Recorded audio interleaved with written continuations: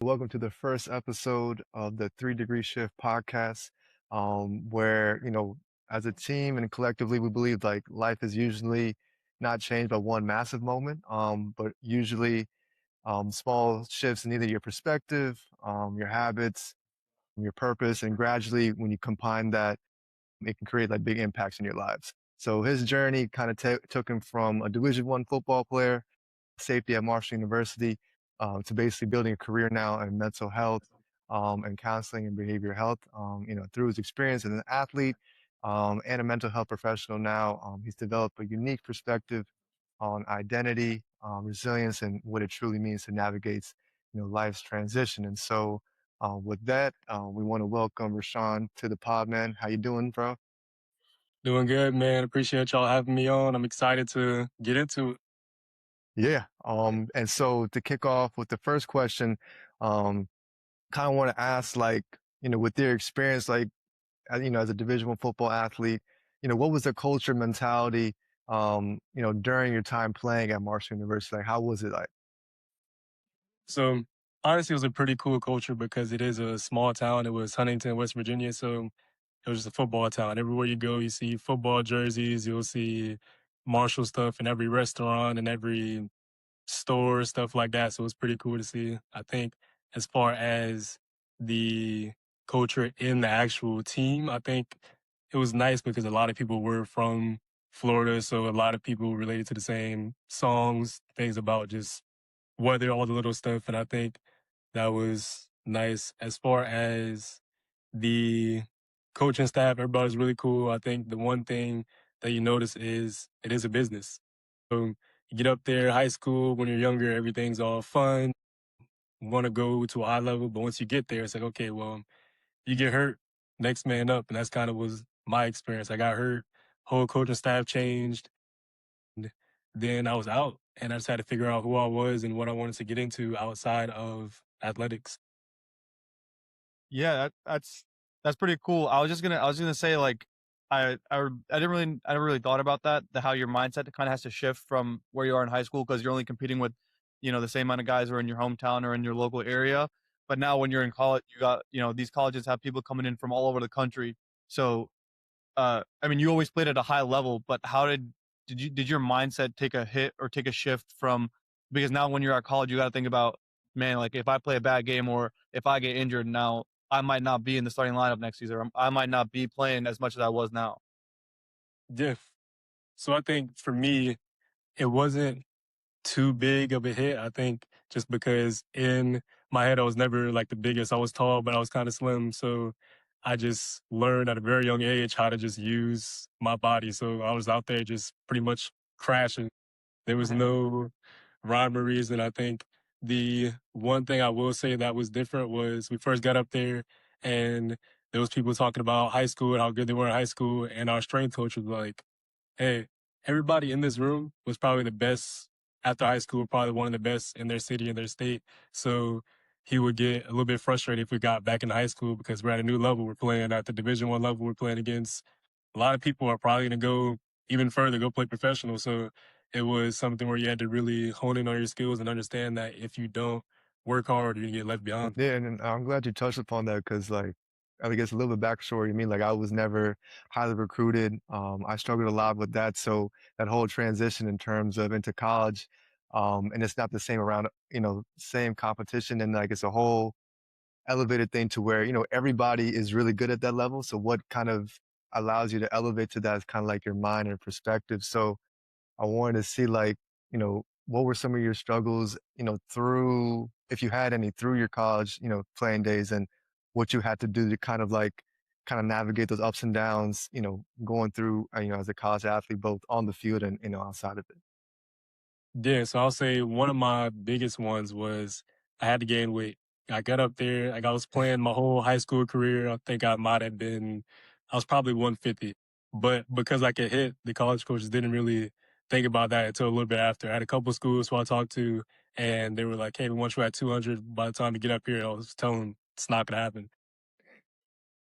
When I got to Marshall, I had to do 3 protein shakes throughout the day and I would go to class. Well, first I would work out, protein shake, and then they'd give me like peanut butter jellies, waffles with peanut butter, just a whole bunch of calorie dense things. And then I would leave, go to class, come back, another protein shake. I had to walk back to the weight room between classes to keep getting shakes, keep getting calories. And I think I put on 25 pounds in my first year. I redshirted that year, and that was pretty much my whole focus. And I think the biggest thing there is I I was pretty strong, but when it came to the weight room, it was kind of like hit or miss. My bench wasn't great. Squat was decent. It was like 375, I think. Bench was like 270. But I have other dudes, the older dudes, they come in, they're squatting like 550. They're benching 225 for 20 reps. And it's like, all right, I got to catch up. And I think that was the one hit I did take a little bit, but I think I saw myself getting bigger and everything like that. So I was pretty confident moving forward. And you kind of talk about like that catch up thing. I feel like a lot of young athletes experience that, and I know now you're kind of in the field of sports psychology and mental health. Um, do you talk to a lot of athletes about? Because I feel like that comes up a lot, especially on the Division 1 levels or any higher level of sport. That comparison to especially to your teammate next year or next game. Yeah. So I think for me, I think that was one of those things where it wasn't as big of an issue because I always wanted to compete. I always wanted to be better than the next man. But you also understand that, okay, well, even though I want to be better than this person, they're still my teammate. I can learn from them. So I would get tips from the older guys. I would just do different things to get better. And that was my biggest thing. And as far as the younger athletes, one of the things that I talk to them about is just making sure that you understand that no matter how good you are, no matter how great you are, there's always going to be somebody who's a little bit better. So you just got to keep working and understand that you're not going to be the best in the world. If you were the best in the world, you'd probably be on TV and everything like that. But you can get there. You can be one of the better ones, but it just takes hard work. And you got to understand that you can learn from these guys. It doesn't have to be, okay, you're better than me. I don't like you. I'm not going to talk to you. You're still teammates at the end of the day. So just understanding the balance pretty much. Nowadays, I think sports is a business. So like, if you can kind of touch upon like, okay, like what was that balance like, how hard it is? Cause, you want to compete, and these are my teammates, but then at the same time, like you just said, and Chirag said, like there's a moment where instantly, whether that be injury or someone else comes, or your coach doesn't really, one day doesn't mess with you, that day, everything can just change on a dime. So like with that whole balance of sports being a business and that whole team collective, like how are you able to navigate that, or were you, or did you kind of struggle with that during your time at Marshall? Yeah. So I will say, I think I struggled a little bit just because when you get there, it's always, okay, school's first, then sports. But it comes to a point where we get to camp. So I'm getting up at 3:30, going to do mat drills, going to work out. After that, you go eat, try to get a little bit of sleep before your 8 o'clock class. You go to that and you have class for a couple hours, then you have meetings, then you have it might be another workout, it might just be practice. So you're awake probably from 3 or 4 to 8 p.m. and then you have mandatory meals. So it's hard to find that balance when you first get there because it seems like everything's sports. But even though you're exhausted, you have to go into class, be ready to pay attention, have your exams, do your homework, and everything like that, while also trying to do things that you enjoy to make sure you're not burning yourself out throughout the process. The Initially it was a hard transition, but I think over time you kind of get used to it and you get used to getting up at 4 and your body just kind of adjusts to it and that's your normal time. Mm-hmm. And I think it's just getting used to the routine is what it comes down to. Yeah. And like touching on that, like based on your experience, like you said, like where you were as kind of a football town, like the school you were at is a big sports school. What was the culture like around these things, like balancing, the different things you have? Because I feel like, especially at these sports schools, like they do say education comes first, but obviously in practice that's not always the case. So was there any culture shift since you've been there, or that you've noticed within the industry or within that higher level sports field of you know what, like maybe we are going to give athletes a little bit more balance. Maybe we are going to touch upon more of like the mental game of things. Maybe we are going to touch upon burnout and things like that. Cause I feel like maybe like 20 years ago, that wasn't really talked about as much. Whereas maybe now, and maybe it's just me, but I feel like the mainstream, at least discourse, talks about it a little bit more. Yeah, I think that for my personal experience, I think that it was not as mental health forward just because it was a lot of, hey, you got to be tough, you got to do this, you got to have the drive to keep going forward. So if you were struggling a little bit mentally, then maybe you go talk to your coach or something like that, but it wasn't something where they were saying, hey, go talk to this therapist, everybody on the team has to do this just to make sure you're right mentally. It was more Mhm. so if you need something, talk to your coaches, talk to your teammates. We did have a counseling program, so you could go there, but it wasn't something I was like, okay, let's go get our mental health done. You know what I mean? So it was Yeah. it wasn't too bad because we did have a lot of different experience with the team as far as teammates playing in championship games and going to states and stuff like that. So there was a lot of different people you could talk to about certain things. And I think that when it comes to the football forward part, it was very much like, hey, yes, you're here to be a student, but football is going to pretty much be the main thing. One of the things that kind of threw me off at first is when I got up there, I was a pre-med. So I was talking to the people, like our tours and everything like that, and they were like, hey, we think that it would be hard to do this with football. Would you want to change your major? And I was like, no, I don't think so. So, like, yes, you're there and they do care about you, but they want to make sure that you'll still be able to contribute and become a better player as far as the sport goes. So you got to have kind of stand on your own feet and understand that, hey, if this is something I want to do, then I got to make sure I'm letting them know that, hey, I do still want to be pre-med, but I can still play football. You know what I mean? Yeah. No, definitely. And I'm glad that you touched upon that because I think at different levels, I think one thing universally is like education and awareness is big. I think a lot of people don't know what's out there. Mm. Like again, like just kind of speaking from my own experience, when I was going through my own struggles, in college and and everything, I just didn't know how to ask for help, where to go, or even if it existed, right? So, um, I want to ask, like, now that you're a professional now, like what were some of the holes that you saw like during your playing time and wish it could have been plugged in now? And like what Chirag was saying, like what is that difference that you see now? And then what would you wish would have been there during your time? Like you touched upon. Also, just before you get into it, I was gonna say like I feel like especially before like 5, 10 years ago, it's like a lot different of like you're going to someone else to talk about what you're going through in your mind. I feel like there's a bigger stigma around it, especially within locker room culture. Mm.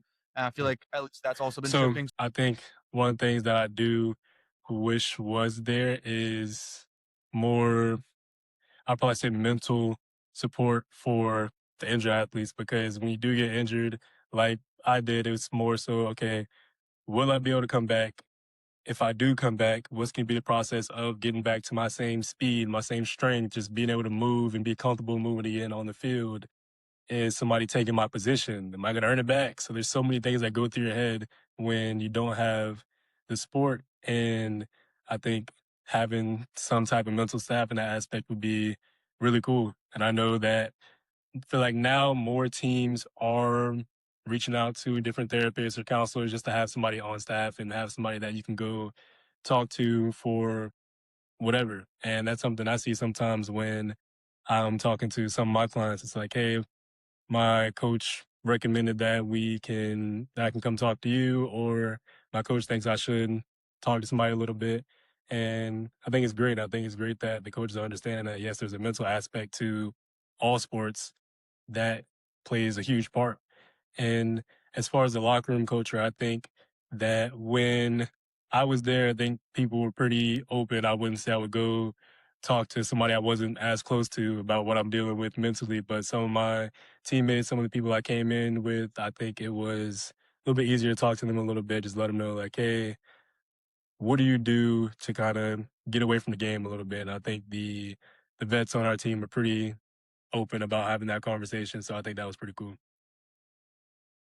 And I was thinking about this recently. I feel like, especially at that level, like once you get, D3, D2, D1, even and pros, like I feel like the separation is always more mental because in those big game situations, everyone's trained about the same amount. Everyone's put in about the same amount of hours, but I feel like it always comes down to who can handle that pressure. How did you deal with that? And what would you recommend for younger athletes now that you're in the position you're in now? It really just comes down to understanding that you are stronger than those thoughts that are coming to your head. And it's also just being in the situation. If you've never been in that big of a moment, then of course that first time you're in that big moment is going to be pretty hard. It's going to be nerve wracking, but also understanding that you have the ability to overcome that moment because you've been training for this the whole time. This is what you do in practice. You've gone through many of these scenarios. You just have to put it together now. And I think in those moments, something that I guess for me, it wasn't something I actually just went and did. It was more so I was excited to be there. So when there was those moments, I just continued playing my game. And yeah, and I think as far as for the younger athletes, it's just something where if that moment was a struggle for you, talk to the people on your team, talk to your coaches. A lot of your coaches probably played different levels of sports, so they can give you some advice as to how to just maintain your calm in those moments, focus on your breathing, stuff like that. Just make sure you're not allowing your mind to go all over the place when you kind of know what your assignment is in that position. That's awesome. And like and the fact that you kind of touched upon that, like I think the biggest thing I kind of took from that was like, trusting your skills, trusting the process, like everybody says, but then also like trusting your community. And like to that, I want to ask, like, I think it's really important that in the space of like mental health, behavior health, and stuff like that, like representation matters in terms of like, do you see yourself in that person to where then I'm comfortable enough to open up and ask or and say, hey, I'm going through something like that. So if you can like kind of touch upon that, like knowing that, okay, maybe if I couldn't go to a coach or if I didn't know there's a counselor there, I could open up to my teammates and stuff like that. Because one thing that I've seen, in my journey and my work in this is that I think people know that resources are there, but they're kind of hesitant to reach out because they're like, oh man, like I don't know if they're going to understand where I'm coming from. So I wanted to see, did you ever felt that? And then if so, how was that during, your college days and even now? And then how do you see things of changing and how important is that in terms of building that community and finding people that are like-minded to open up and stuff like that. Yeah. So I think when it comes to that hesitation, sometimes you got to start off with somebody who's a little bit closer, maybe a sibling or a cousin or somebody you're comfortable talking to, just to build the comfortability. Okay, I can talk to someone else about this. And then after you kind of get a little more comfortable there, then you can start thinking about, okay, well, yes, I'll talk to this person, but my teammates will probably be a little more understanding because they're here every day. They see everything that I'm dealing with, what they're dealing with, the team's dealing with.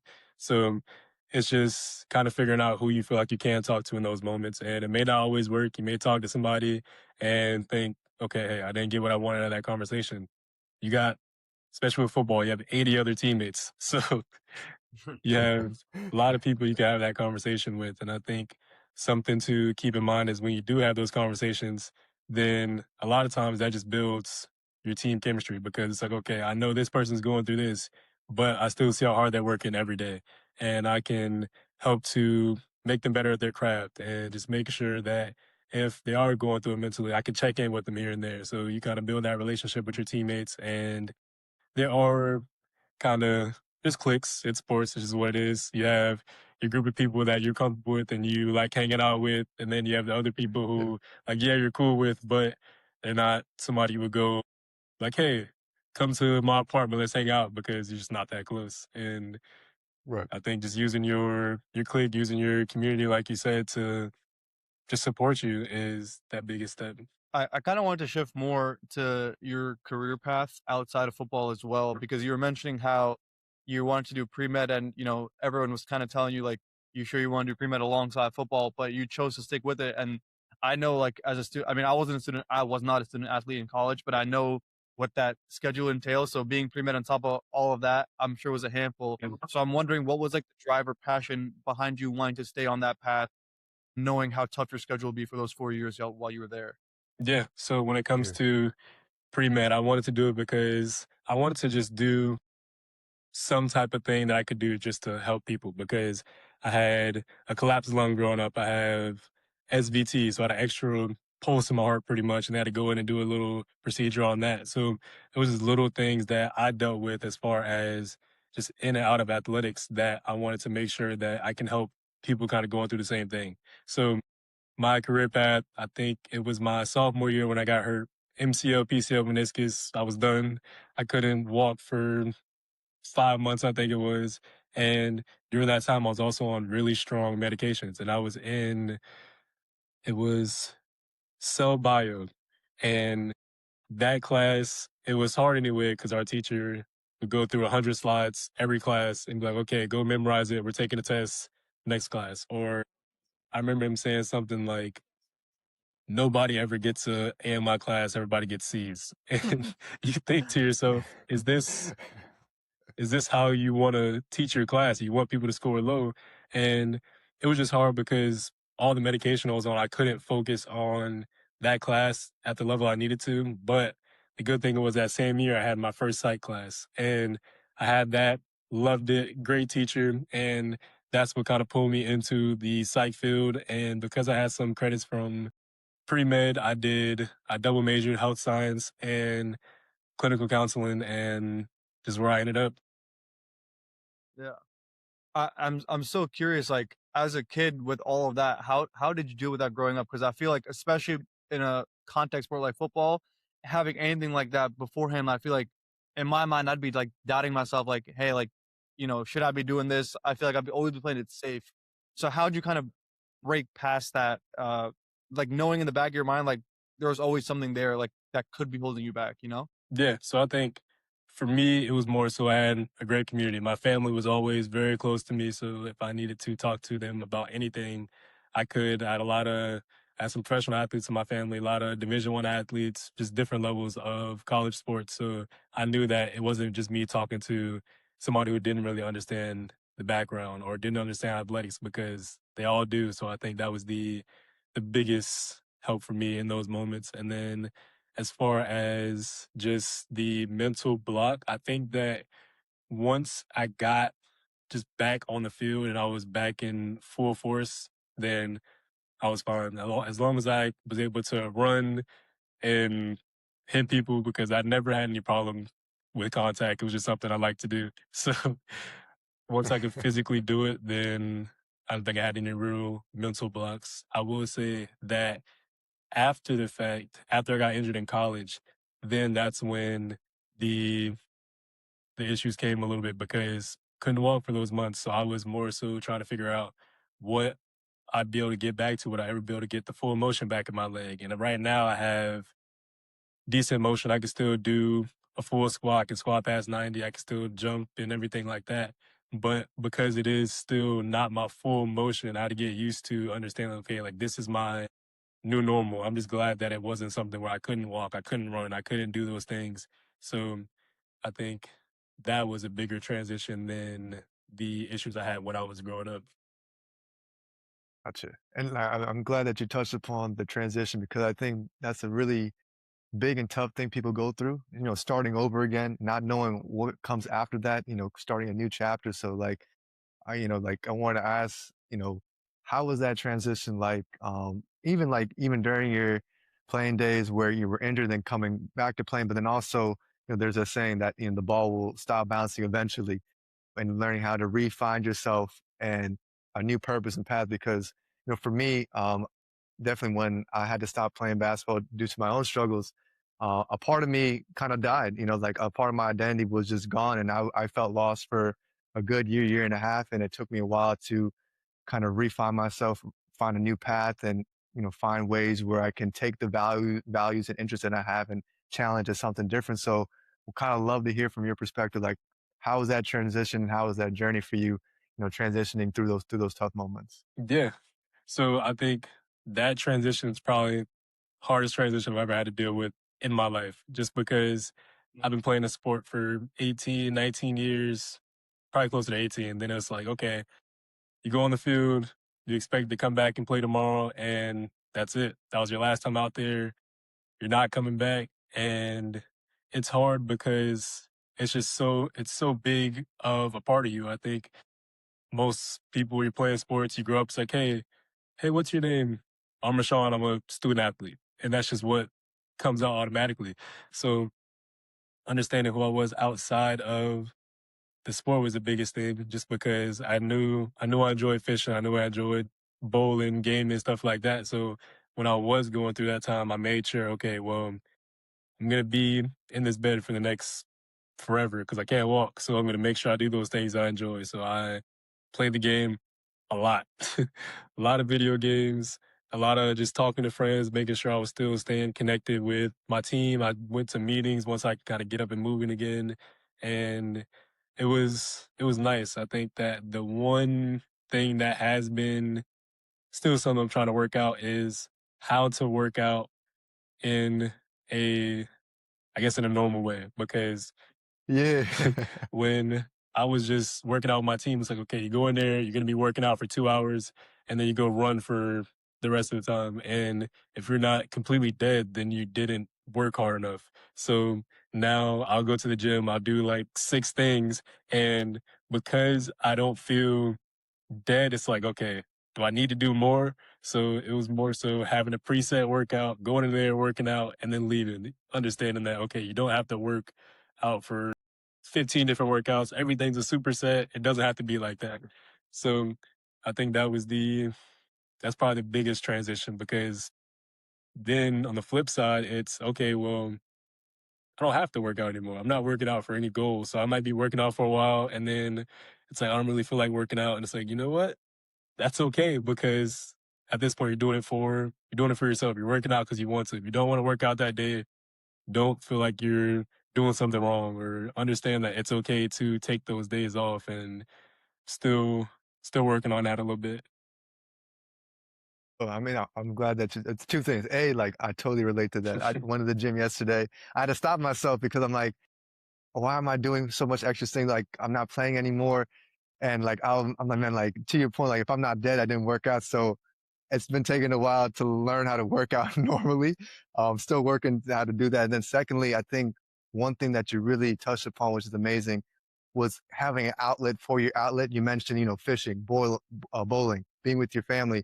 I think a lot of people, they don't have an outlet for their outlet. Cause for me, for example, sport and basketball was my escape, my everything. But then when that escape becomes like your whole life, then that's where like the pressure kind of arises. So having an outlet for that is really important. And that's where kind of me and Chiraag connected, is where for us, meditation, mindfulness are another forms of outlets where you can express yourself in different ways. So I want to ask, like, I guess during college days and even now, like, what are ways that you like to, express yourself or in a way outside of like an athletic form?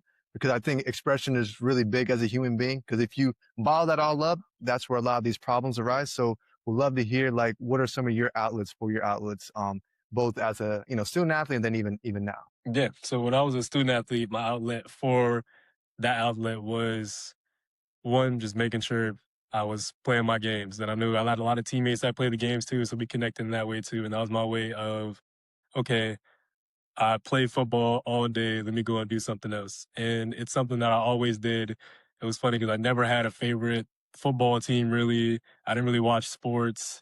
And I would only watch, my coach was like, okay, go watch this game so you can study this position. Outside of that, just wasn't for me, because I do it all day.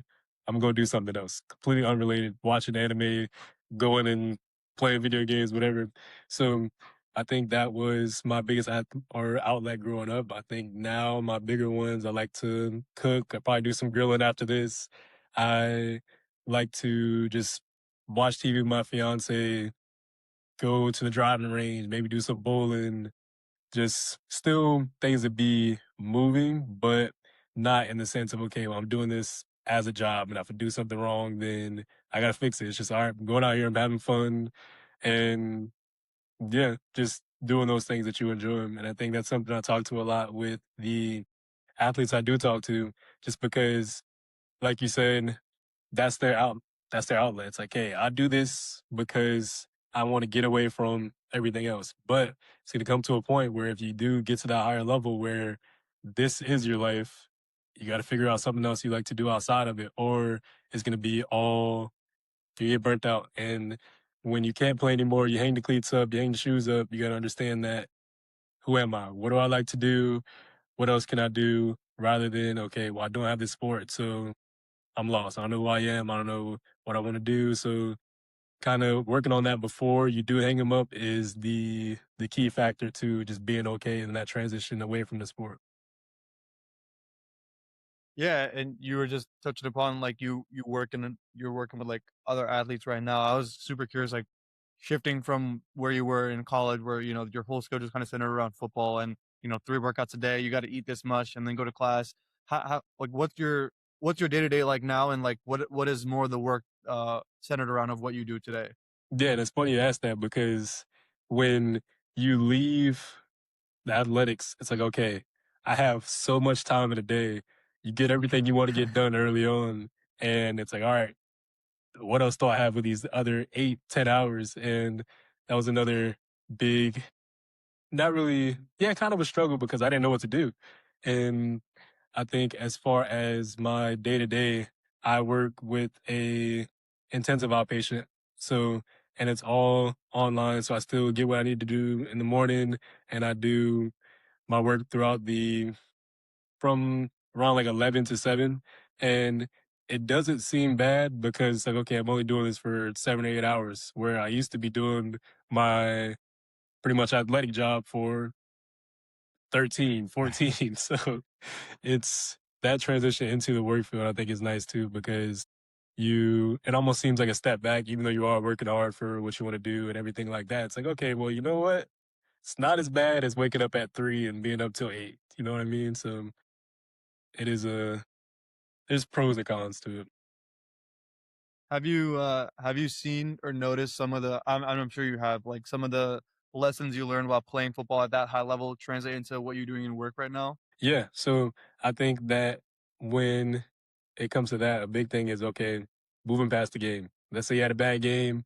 It is what it is. No matter how much you think about that game, there's still more games coming up. There's still a future coming up. There is things in the past that yes, we can deal with them. Yes, we want to work on them. But if it's coming at an expense of your future, then we got to figure out how to balance those two.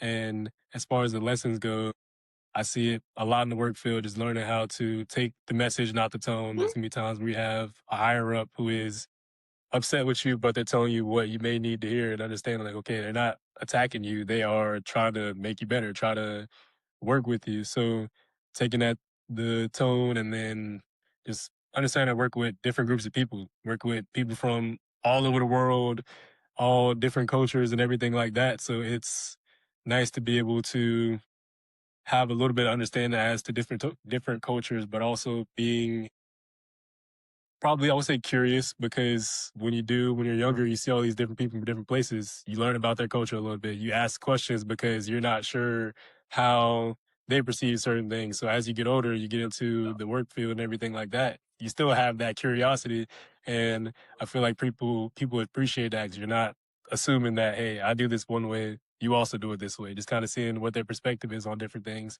So like you learn a lot with sports and it's just something that I feel like I mean, if you can, I feel like everybody should do it just because you get that experience. You don't have to do it forever, but I think it's it teaches you a lot of lessons, a lot of life lessons.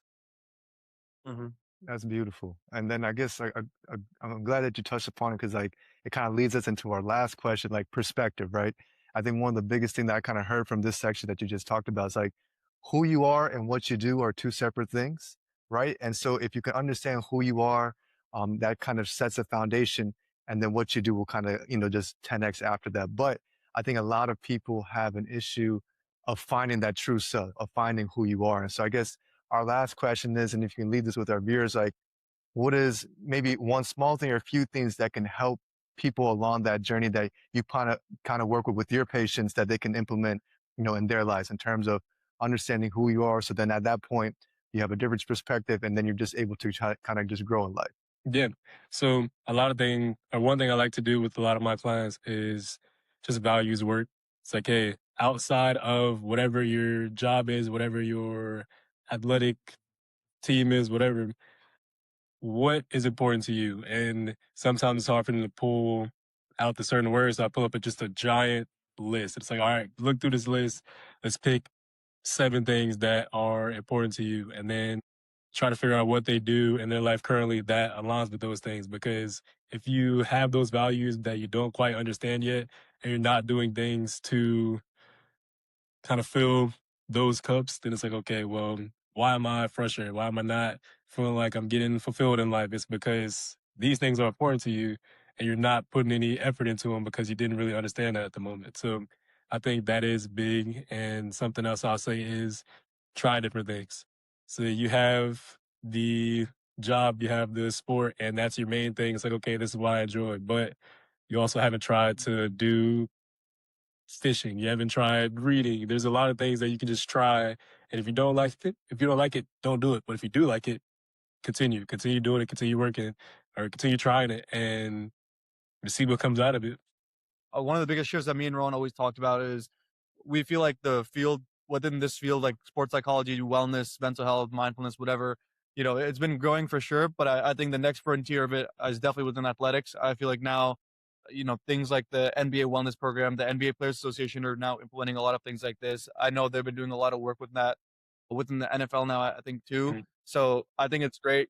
I think people like yourself are kind of becoming that bridge for, an industry that usually was more prone to, like you mentioned, burnout and kind of overworking yourself.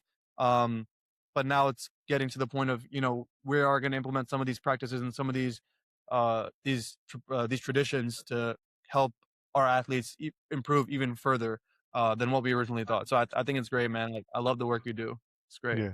And then to piggyback off of that, like the fact that, you were a high level Division 1 athlete and now in this space, I think that's a lot of experience that you can and knowledge you can actually give to people because I think we need more and more people like yourself in this space where they've gone through the things and then like, hey, I've been through it. This is what I went through. And so then it's coming from like a first person, perspective. I think that's really important because I think in this space, the more and more, again, if you can connect with people that been in your shoes, I think that's where you can actually connect more. And when you connect more, you can dive deeper in terms of what's bothering you and stuff like that. And then from there, you can kind of heal at a, much faster rate. So again, yeah, thank you for all the work that you do and appreciate you sharing your story with us, man. Had a blast, listening to it and just, learning from you today.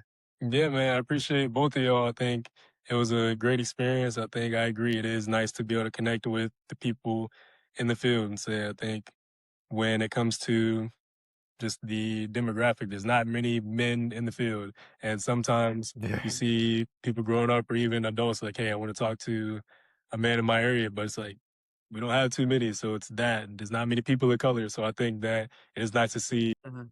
just different people of color, different men in the field, because we can kind of break some of that stigma and help to show the younger generation that you don't have to just sit and ball everything up because you're a man. You don't have to sit, hey, I'm being strong. No, you're doing that at the detriment of your mental health. So it's okay to have that balance, okay to talk to another person about it, but just make sure that you understand that that resource is out there. You know what I mean?